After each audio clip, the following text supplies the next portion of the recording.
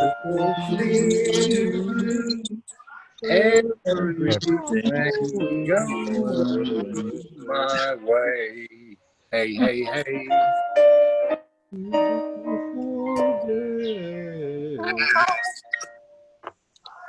think I heard a duet. There's about 2 seconds of magic in there. I'm muted.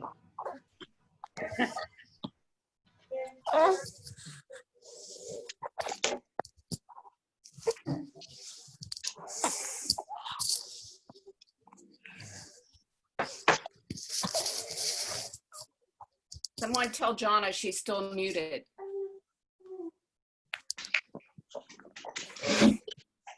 Can you hear me now? Yeah. Okay. All right. Let's see. Go one too far. Scott Mullins is going to share the invocation with us. Good. Can you hear me? Yes. If you'd all bow your heads. Lord, thank you for the blessings that you've given us. Thank you for the technology that we have to conduct this meeting, and for some of us to work remotely. This could have been a lot worse with the COVID if we had not had all this. I pray that you are with those who are struggling from being affected by the virus.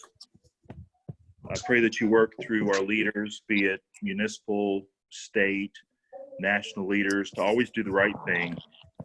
I pray that you forgive us whenever we come up short, and that we recognize this as a learning experience.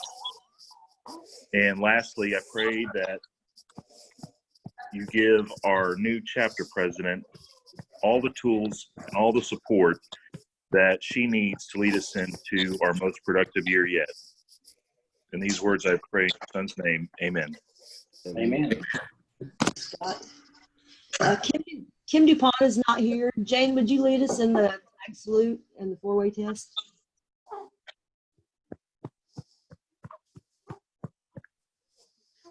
Will join me in saying the Pledge of Allegiance. I pledge allegiance to the flag of the United States of America, and to the to the republic republic for which it stands, one nation, under God, indivisible, liberty, liberty, and justice for all. and the four-way test of the things we think, say, or do. Is it the truth? Truth? Is it Is fair? it fair to all concerned? Will it build Will it be beneficial? And will Will it it be be beneficial to us? Thank you, Jane. Inquiring minds want to know. Okay, I do want to recognize we have one guest today in addition to our speaker. Her name is Driana Adkins, and she was brought to us by our speaker, but she said that she's been very interested in checking out our Rotary Club, and so I'm happy to join us today. So welcome, Driana. Welcome. Good morning. Welcome. Good morning. Okay, do we have any happy dollars?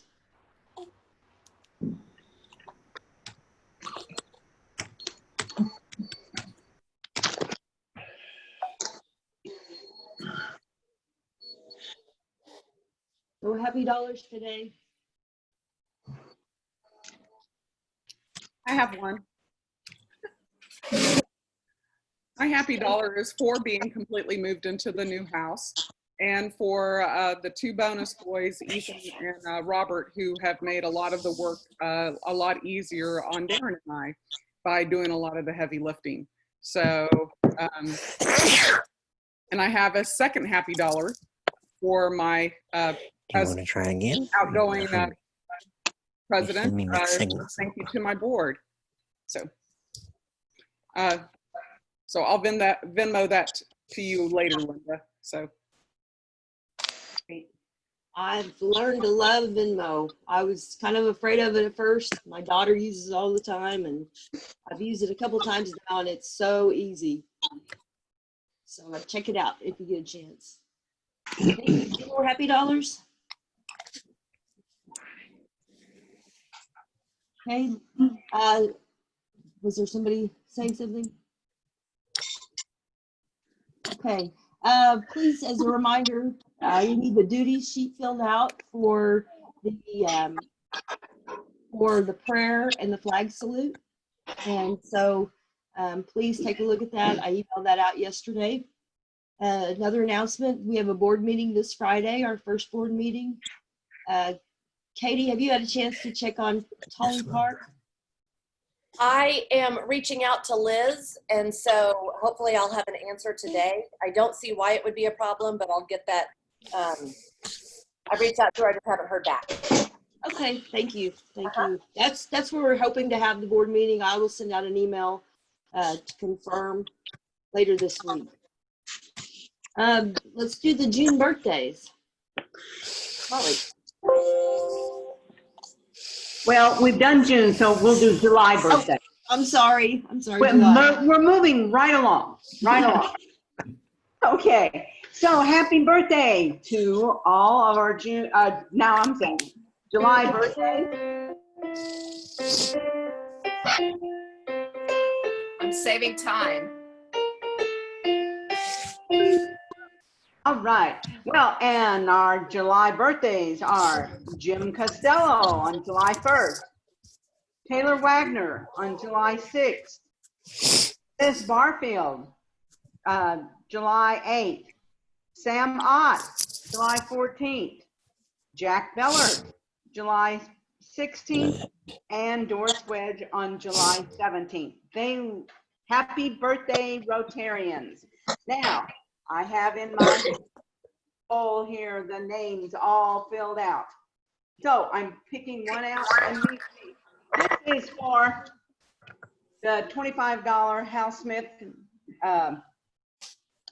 restaurants. And it goes to Liz Barfield. Is she here? No. Okay, we'll tell her that she missed it. Okay, the next one. Sam Ott. Yes. You do have, Sam's here. Happy birthday. And for the points toward the fellowship, here it is. Drawing. And the lucky winner is, if I can ever open this little paper. You know what? It's Doris Wedge. Is Doris here? No. I thank you. Oh, Jack Beller. Congratulations, Jack. Yay. So congratulations, Sam and Jack, and all of the July birthdays. Hope you had an enjoyable, or will have one. Happy birthday. On to the next thing. Happy birthday. Okay, one thing I didn't write on here, just an update on our fundraiser, where you can order a Rotary hat or Rotary shirt or other fun Rotary swag. The deadline on that is July the 14th. So if you haven't had a chance to put orders in, get them to Taylor Wagner by July 14th. So next we're going to have the Nancy Chess presentation, and Keith is going to make that presentation. Good morning, everybody. Good morning. Morning. It gives me great pleasure to do this, but I hate doing it over a computer rather than in person because this is a fairly significant award. But we got to do what we got to do. And I want to thank Sandra Longprior for helping create the Survey Monkey to do this online, and it worked very well. I'm very pleased to announce that we had 61 voters on the final vote, which is quite good because of the way we had to handle it. The four finalists, all deserving, are Jack Beller, Jane Purcell, Jonathan Enders, and Paul Christian. And the winner is Christian. Donna, can you unput that program thing so I can show the plaque? Yes. And, uh-oh. Can you see that? Okay, now, Put it up a little higher. where There is, you go. can you highlight Linda? Make her full screen or whatever? I don't know how that works, but.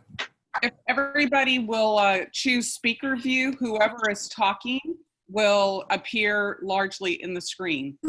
So if it's usually on my computer, it's in the upper right-hand corner. It looks like a tic-tac-toe board or grid. Hey, Linda, can you do that then? I think you have to do it yourself the way it sounds. Hit speaker view on your computer. I've got it up. Can you see it? That's better. Oh my gosh. Uh-oh.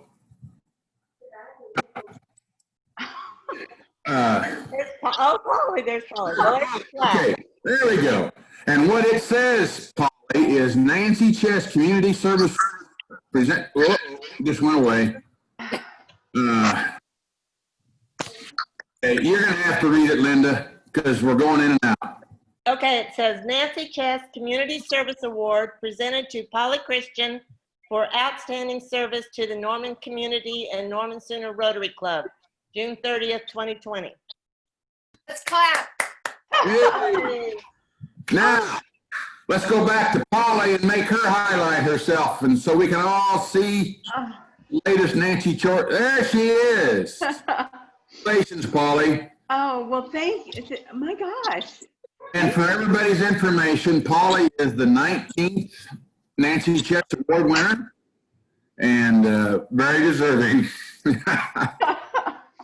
Oh, well, my gosh, thank you. I'm speechless, and those who know me, that's rare, but thank you.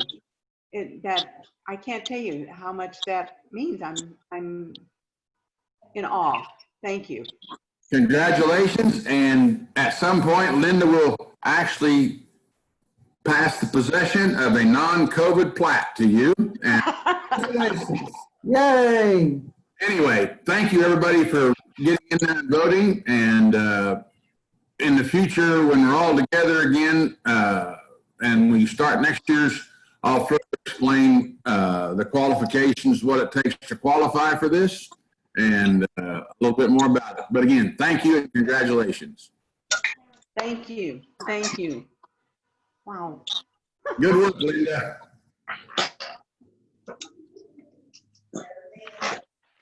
Wow. Okay, next we're going to move on to our speaker. Let me get her bio here. Our speaker today is Kyla Lewis. She is a specialty in diversity training and organizational development. She's trained numerous companies and higher education institutions across the state. Her background is in human relations and business and her own studies over diversity. She's been invited to speak to 2 different state regents committees and boards, and continues to share her expertise with companies across the state. She has her bachelor's in marketing as well as her master's in human relations. So welcome, Kyla. I will pass to you. Thank you. Can everybody hear me all right? Yes. Yes. Okay. Yeah. Great. Well, thank you again for inviting me. I'm really excited to be able to speak with your Rotary Club. I wanted to actually start off with talking about diversity and sort of explaining what that is and how that works. And so I start off by actually doing a short little activity. So I want you all to write down, if you have a pen and paper handy, or if not, just make a mental note of your favorite actor or actress. That's right. It's just like, yeah. So I said, there's your priority. You want to smoke and I want to have a car. Think on that. I know it's kind of put you on the spot, but does anyone have a favorite actor or actress that they can that they have on hand? For me, it's Tom Hanks. Tom Hanks. Okay. Anyone else? We pretty much muted everybody. So I like Okay. Benicio. Robert De Niro for me. Denzel Washington. Okay. Keith, who was yours? Denzel Washington. Ah, Mine was Robert De Niro. Robert De Niro. I like Benicio del Toro. Clint Eastwood. Clint Eastwood. Okay. These are all good ones. So the reason I asked that question is because so normally when I ask that question on actors and actresses and who their favorite is, I normally get a specific response, and normally that's someone who is not of color, right?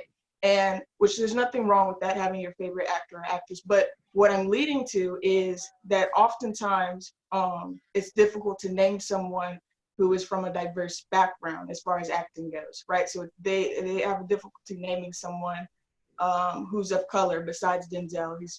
It's Denzel. So I mean, he's a staple, but someone of color who's Black or Asian or Hispanic, or someone who is disabled, or someone who's part of the LGBTQ community, it's kind of tough to think of someone who matches those characteristics. And what studies have found is that's because of a lack of diversity, a lack of representation. And when that happens, you don't see a lot of people of those diverse backgrounds in that setting. And so then you think that, well, maybe it's because of a lack of opportunities, or not enough people in that industry.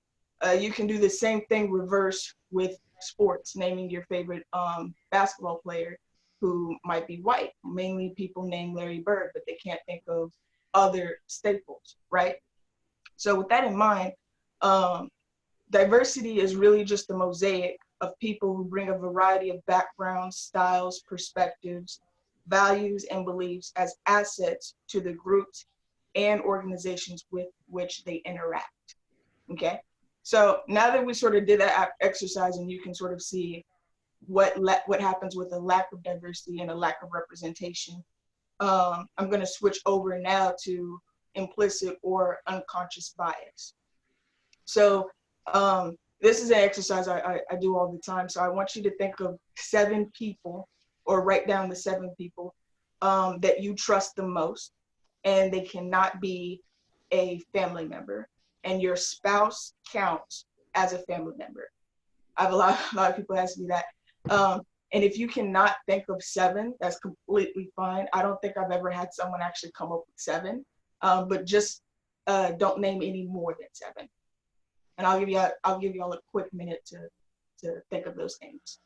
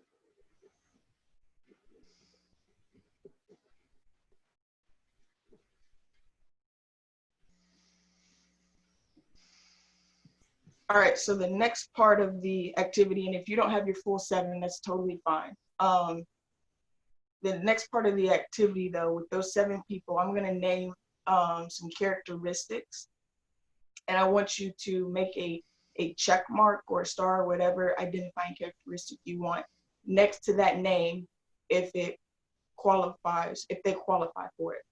So for example, with that list that you have, I want you to make a check mark for everyone who is a different race than you are, or a different race than what you identify as. So if you identify as Black, check mark anybody who identifies as something other than that. Does that make sense for everybody? Mhm. Okay.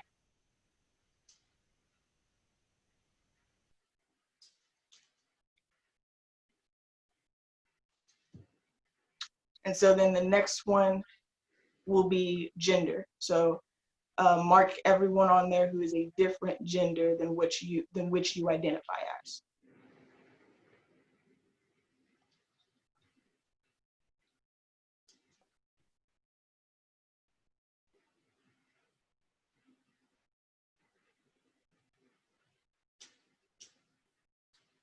And then the next one is education. So if they have a different education than you have, go ahead and give them a mark.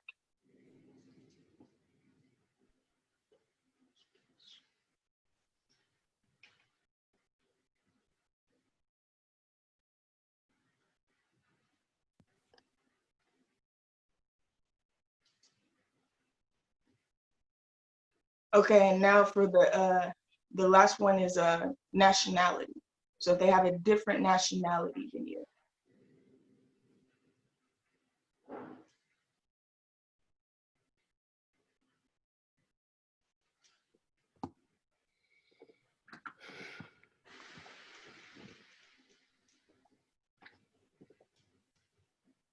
So if anyone who feels comfortable sharing, does anyone have like a whole bunch of check marks down their list?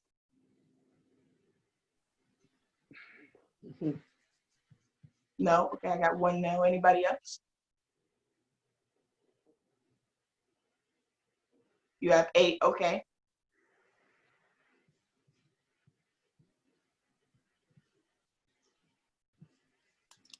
See a couple more. Okay.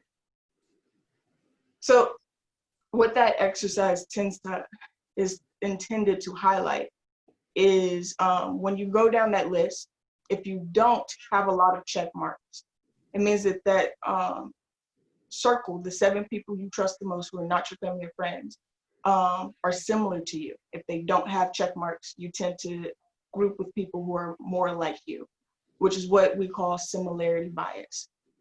And the reason you couldn't include family or friends is because they're going to look like you because your family's related to you. So with that in mind, similarity bias, like I said, is just associating yourself with those who are similar to you. So a similar education, a similar nationality, a similar race, gender.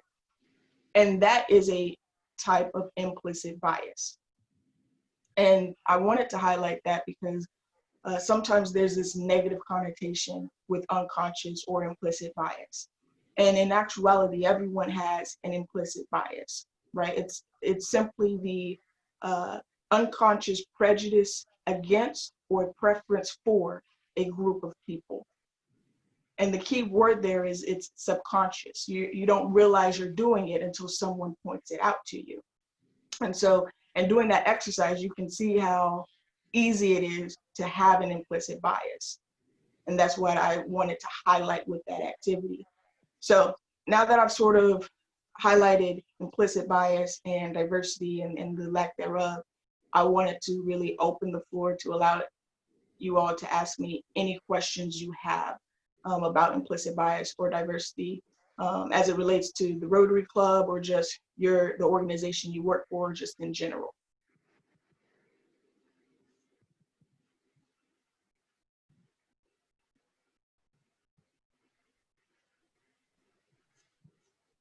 I have a question.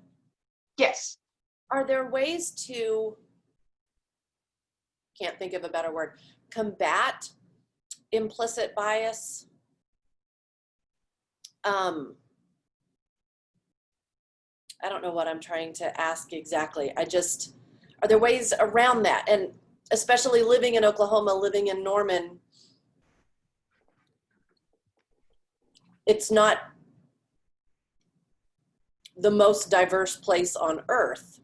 And so how can we combat that on a daily basis? That's a great question. So how do we combat implicit bias? So my best answer for that is self-knowledge, right? So reading material that you can on not only implicit bias, but on race, on gender, on disability, on LGBTQ, because the more knowledgeable you are, you can start to realize, oh wait, I've done that before, or okay, I've never really thought of that as a problem.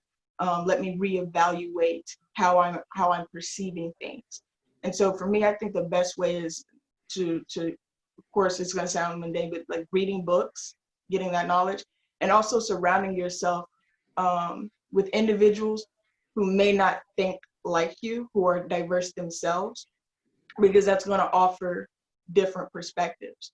I think one of the things many people say about college that they like is that they get to meet people that they normally wouldn't meet, right? That they're so different from them. And so maybe you come from a small town and you would have never met someone who was a different religion than you are. And so you go to college and you meet them, and now you can learn from them at the same time. And so that's going to help with whatever implicit bias you had before about their religion, and it's going to help you address that unconscious bias that you didn't know you have.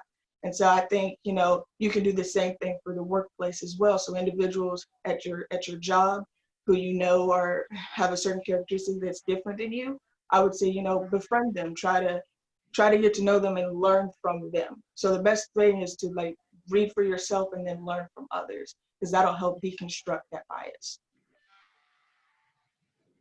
I think you made a really excellent point also, that you said one word in your response that really stuck with me, and it was think. And it made me consider, so many times we think about diversity in terms of someone who looks different than me or has had a different life experience or a different religious background. But especially in this day and age of, it seems like the increasing polarity of our political system, it takes effort to seek out someone who thinks differently than me or has a different perspective. And so I think I'm going to take that as my personal challenge for the day, is maybe to read material that might be presented or that is presented from a different viewpoint or political background than I have, and just expose myself to points of view and what the reasoning is behind that, just to kind of expand my own personal understanding of other ways of thinking, as much as I don't like it. Yes. That's really good, because you don't have to agree. Even if you read it to understand their perspective, doesn't mean that you have to agree with said perspective. It's really just so, okay, I see where you're coming from. I understand how you can get to that route. I still don't agree with it, but at least I now understand the common ground in which you were basing your arguments on. Yeah, I want to ask a question. As an immigrant, African with accent, why do I have to work so hard to prove myself to both Black Americans and white Americans?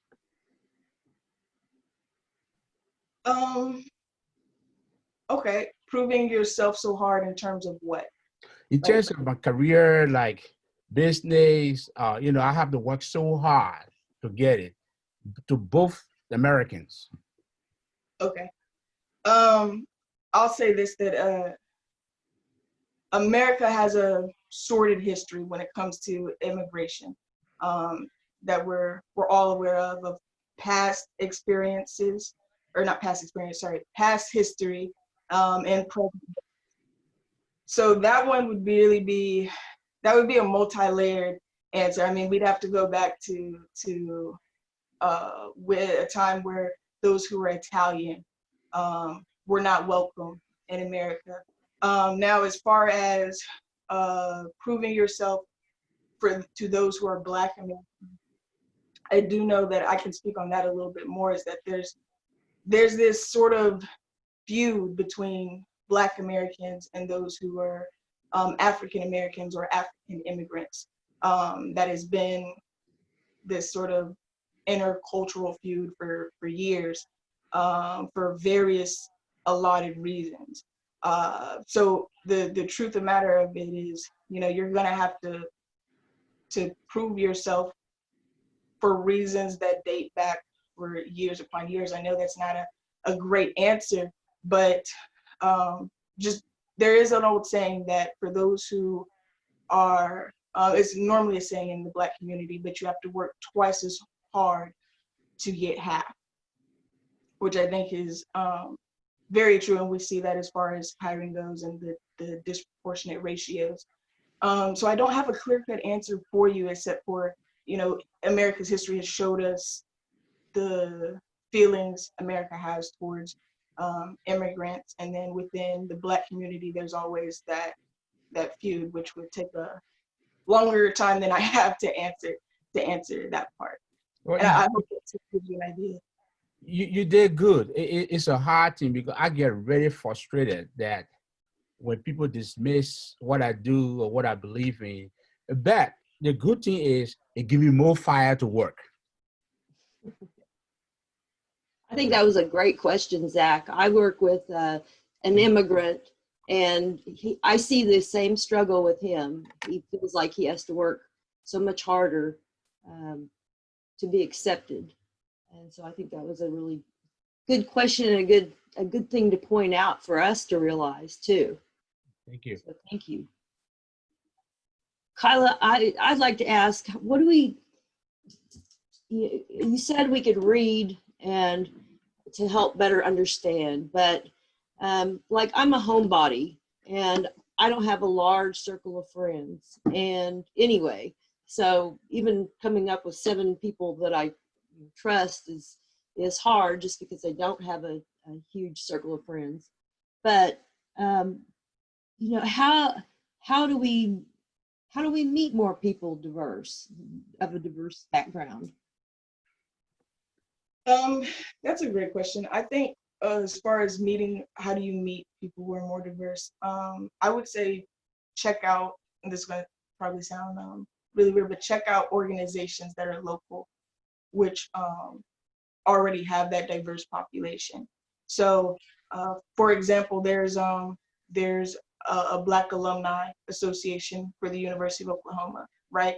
And so some of you may have went to the University of Oklahoma, some of you may have went to college, and even if you haven't, you're still allowed to reach out to that organization and be like, hey, I'm trying to do X, Y, and Z. I'm trying to branch out and meet people of diverse background and this, that, or the other. There's always the Black Lives Matter, which is an organization local here, where you could at least maybe reach out to a member and get information around what they're doing, or just, sort of hearing their perspective, which is what was a question earlier. And so I would say Google, essentially, Google organizations that are local to you that already have that diverse background. Because 9 times out of 10, those organizations have events or some type of meeting open to you to join. Thanks.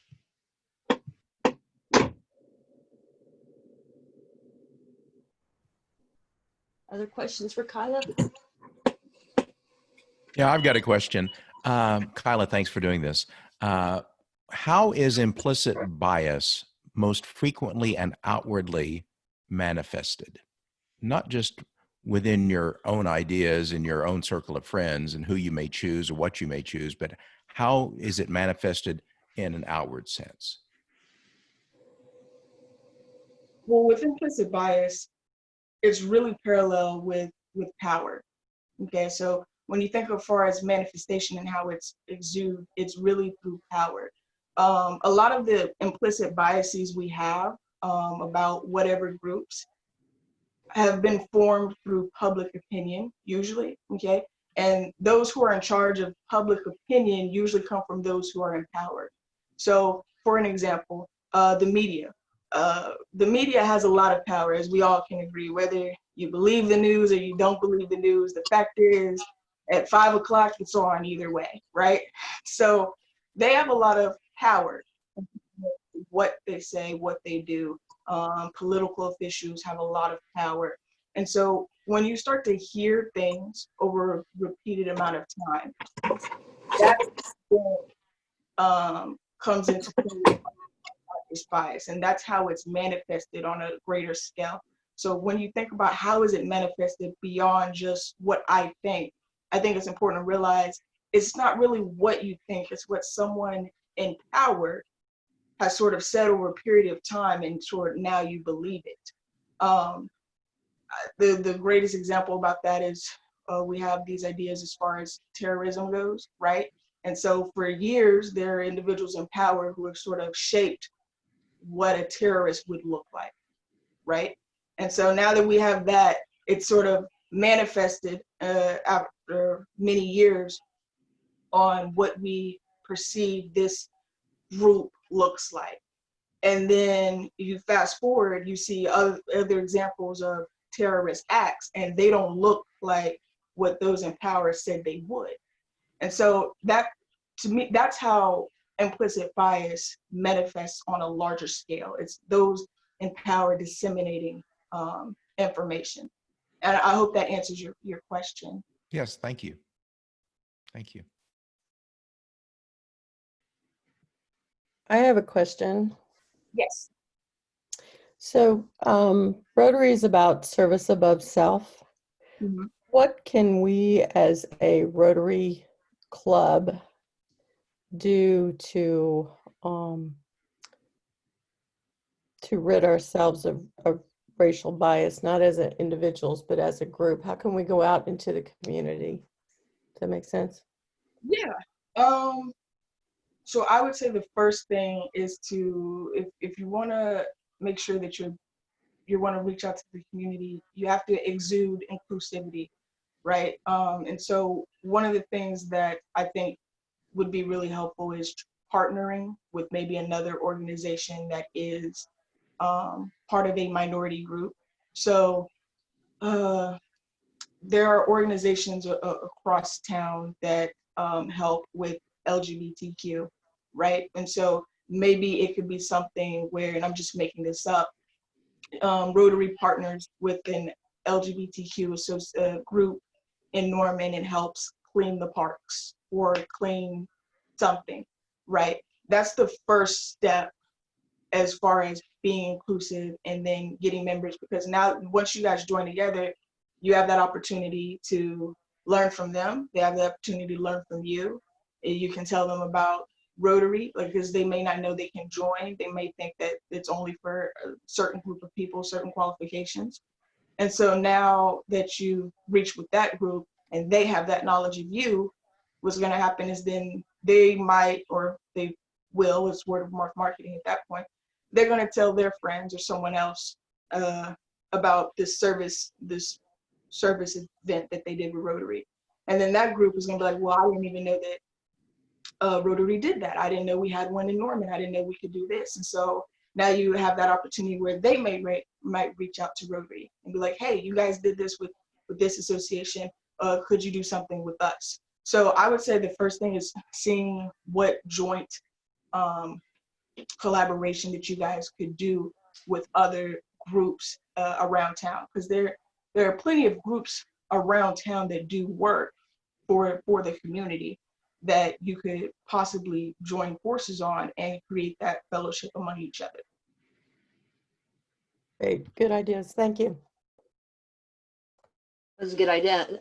I think we all struggle with, there's no list out there of groups, that diverse groups or groups different than us.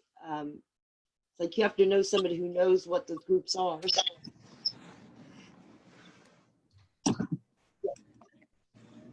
Kyla, Yes. hey, I'm driving, but I'm driving safely. I'm not watching, but you all can watch me. I lived overseas, and when I moved over there, my wife and I had the chance to either live in a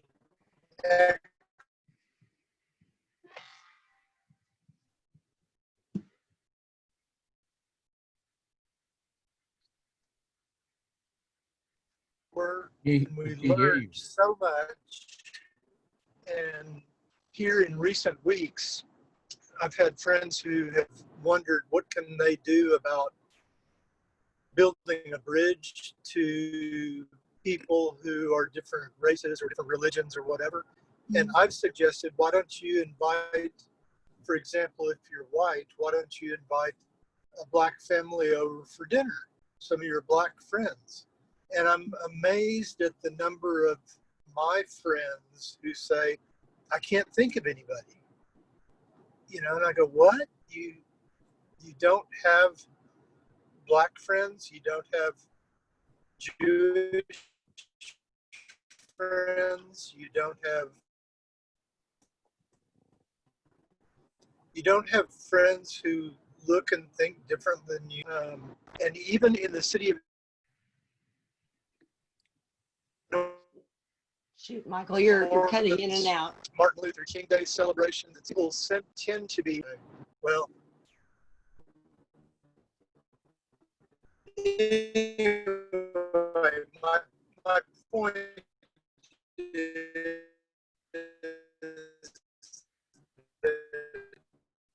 So I think every time Michael goes over 20 miles an hour, his voice cuts off.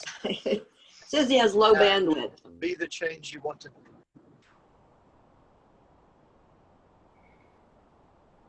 I heard the last part, be the change you want to be. And I heard clips of it as far as I believe it was when he asked his friends, say they can't think of anyone who's, you know, a different race or thinks differently or different religion, and is sort of surprised by that notion. And I'll address that part, but because I couldn't hear because it was cutting in and out. But I think that's very, at least in certain areas in America, I think that's very common to not really have someone who around you who thinks differently or who looks different. Because again, that goes back to the similarity bias. I think when you look at as far as even schools, I think in my school there were only 2 Black children, and I was one of them. So when you look at far as demographics go and what you see around you, I think it's understandable why you may not really run across someone who is different than you. And so I think when someone says, well, I don't know anyone, I would ask, well, is it because you've just never been around someone? Maybe it's because of the school they went to, their job, or what have you, or is it because you haven't actively sought out anyone, or when you had the opportunity to meet with someone different that you passed on it? So that's sort of my thoughts on at least that part.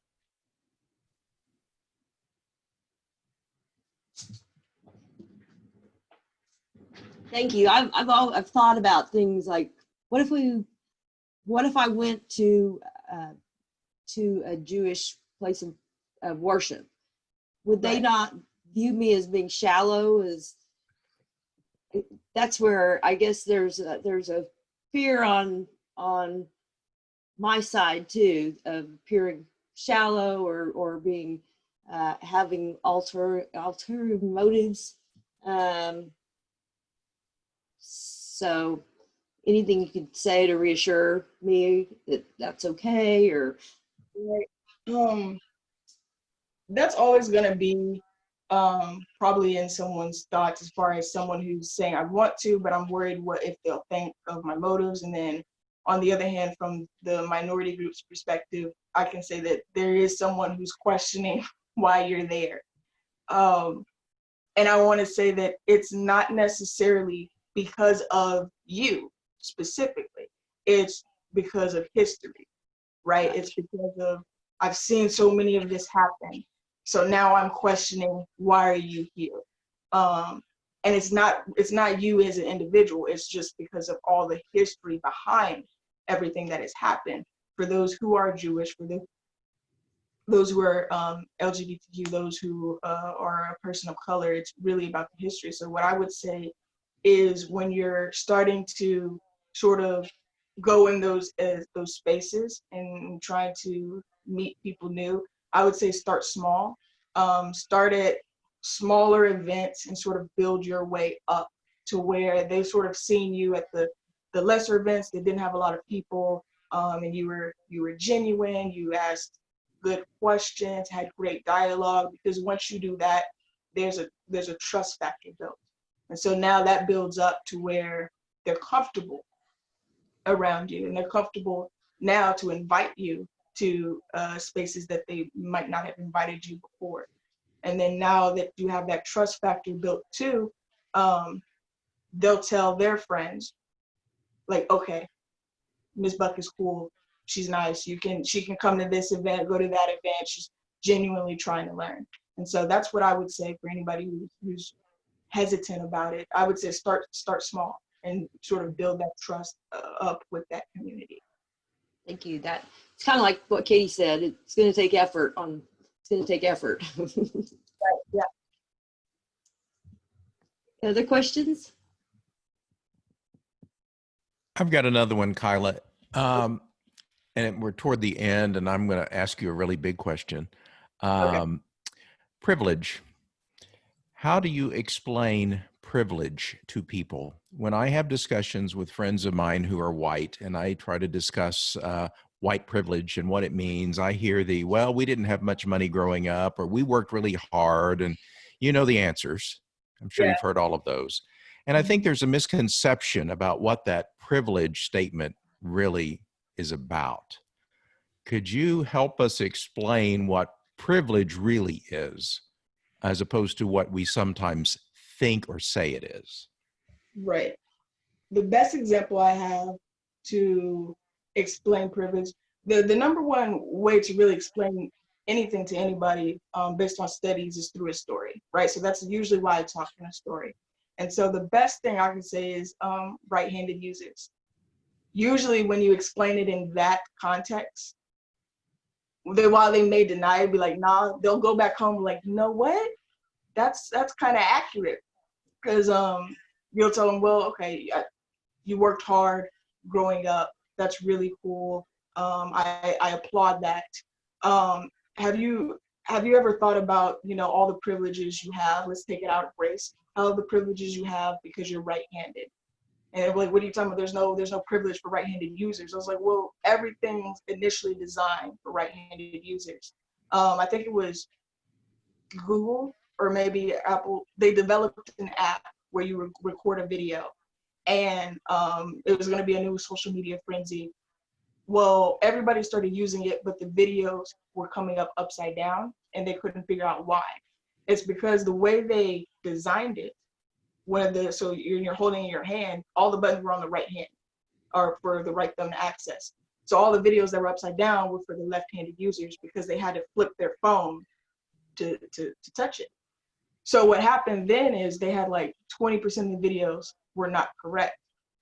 And essentially they had to delete the whole thing because they thought it wasn't working, but in actuality, whoever designed it was thinking of his privilege and thinking of, well, it works for me. It's working for me. And so they lost out a lot of money because of it.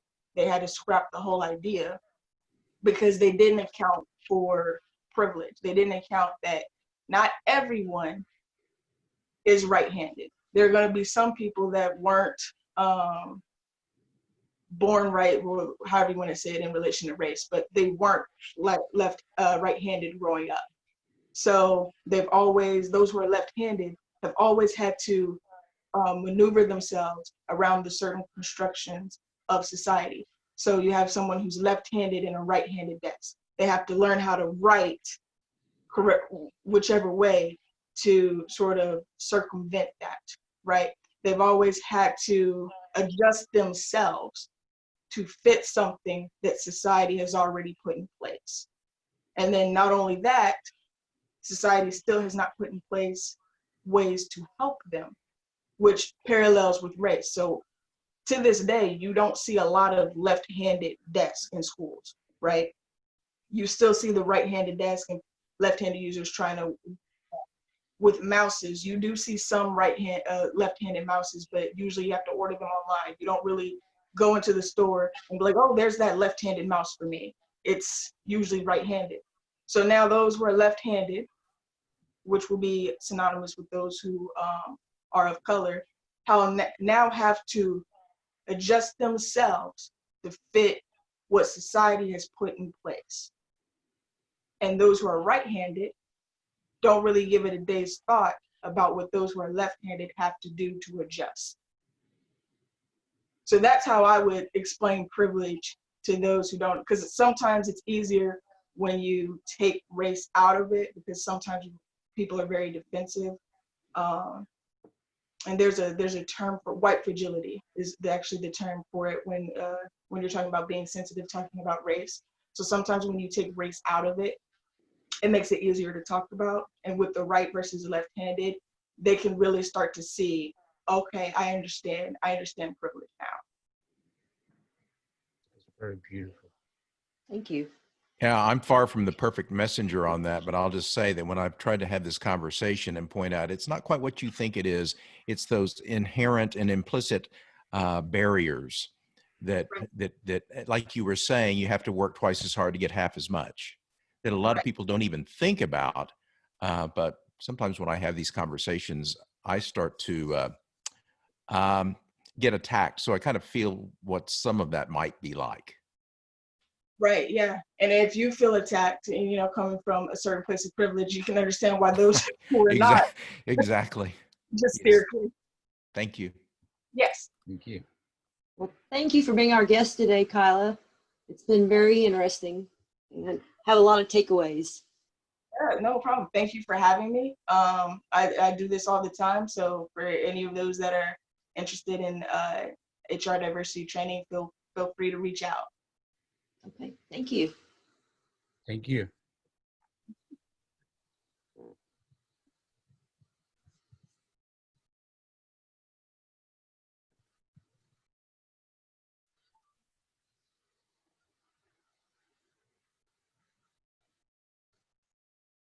Everyone have a good day. Thank you. You have a good day too. Thank y'all. Thank you, everyone. Have a great day.